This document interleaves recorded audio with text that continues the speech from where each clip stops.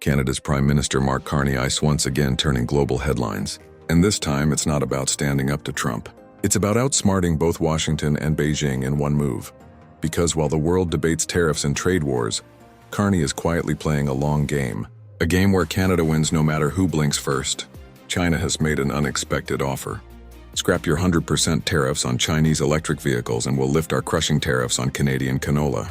It's a tempting deal for Canada's farmers, but it comes with massive geopolitical consequences. And while many expected Carney to rush into an answer, what he delivered instead was something far smarter. He didn't say yes. He didn't say no. His eye had just enough to keep everyone guessing and every option open. China's ambassador to Canada has said that if you lift the EV tariffs, China will lift its canola oil tariffs. Will you, or canola tariffs, will you? Nor is the relationship in the auto sector that simple as just open a door here with China with no impact on the relationship with the United States and the impact on activity here in Canada. What you just heard isn't a dodge, it's strategy. Carney knows exactly what he's doing. Lifting the Chinese EV tariffs could open Canada to cheaper, high-quality electric vehicles, but it would also shake the auto industry that's deeply tied to the U.S. Yet in holding back his answer, Carney just sent a clear signal to Washington. If you keep treating Canada like an afterthought, we have other partners ready to do business. That's not weakness. That's leverage, and Carney knows how to use it. Even political analysts across Canadian media admit this isn't about tariffs anymore. It's about positioning Canada in the middle of the world's two biggest powers and doing it without taking orders from either. Jeremy, the Prime Minister, stopped short of saying he'll remove tariffs on Chinese EVs in exchange for the removal of Chinese tariffs on canola, which is devastating the industry, particularly in those prairie provinces. So why the hesitancy from the Prime Minister? Yeah, look, Scott, the Prime Minister is, playing a bit of a balancing act here. To your point, he's facing pressure from prairie premiers specifically in Saskatchewan, Scott Moe, in Manitoba, Wab Kinew, provinces where canola farmers are operating and feeling the impacts of those canola tariffs. They are pressuring the Prime Minister to do exactly what Beijing has offered, which would be to drop the 100% tariffs on EVs in exchange for them to drop those 100% tariffs on canola products. But on the flip side, the Prime Minister is facing pressure here in Ontario from Premier Doug Ford to not make that decision, as well as the auto sector that is already hard hit by, auto tariffs from the U.S. administration. They are making the argument that these Chinese EV tariffs, dropping these tariffs on Chinese EVs, would allow for China to flood the market with its EVs and further have a negative impact on the auto sector here in Ontario. So the Prime Minister is, faced with a difficult decision whether or not to, help one industry or one sector or fight for the other sector. It's a difficult position to be in. And the auto sector has pointed out, understandably, that their position is that to drop these tariffs would just be helping one sector to hurt another sector.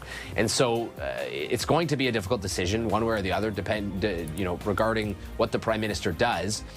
Canada took this stance on Chinese vehicles. The past Liberal government took this stance on Chinese vehicles to align itself with Washington, to ensure that they were kind of, taking the same approach when it took to the Chinese EV market, as the North American EV market and auto market as a whole has always kind of operated cohesively. But things have kind of changed. Donald Trump and his administration have made it clear they're prioritizing the U.S. Auto sector. Because if Chinese automakers ever get access to the Canadian market, it wouldn't just shift sales. It would hit the very foundation of Trump's America's car industry. Factories, jobs, and political influence all at risk. And Trump's team knows that, which is why Carney's silence on the Chinese offer may be his loudest statement yet. And behind the scenes, there's more going on than meets the eye. Carney's government is exploring how to diversify trade routes, manufacturing networks, and EV supply chains.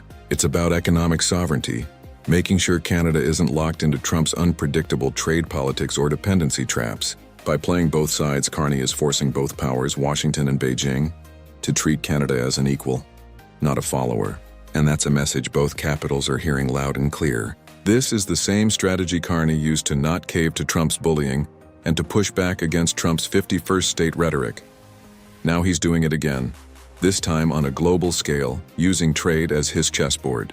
And while Trump's Commerce Secretary threatens to move auto manufacturing south, Carney has a different plan to strengthen Canada's own industry. There is a very strong possibility that Chinese EV companies might end up setting plants in Canada, employing Canadians, using Canadian parts, and exporting to North America on Canada's terms. That's not surrender, that's smart power. Because for every threat the US makes, Carney seems to have a counter-move ready. As Canada looks ahead to Carney's upcoming meeting with China's president, one thing is certain. This isn't about short-term wins.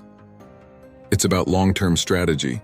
And if Trump thinks he can corner Canada into submission, he might soon realize that this time Canada holds the upper hand. Mark Carney's silence is speaking volumes, and it's reshaping Canada's position on the world stage. Whether or not he scraps the Chinese EV tariffs, one thing is clear. Canada is no longer reacting to the world's power plays, it's writing its own. If you believe Canada should chart its own course, not Washington's, hit like, subscribe to Canada today, and tell us what you think in the comments. Should Carney lift the tariffs and strike a deal with China? Because whatever happens next will define Canada's future.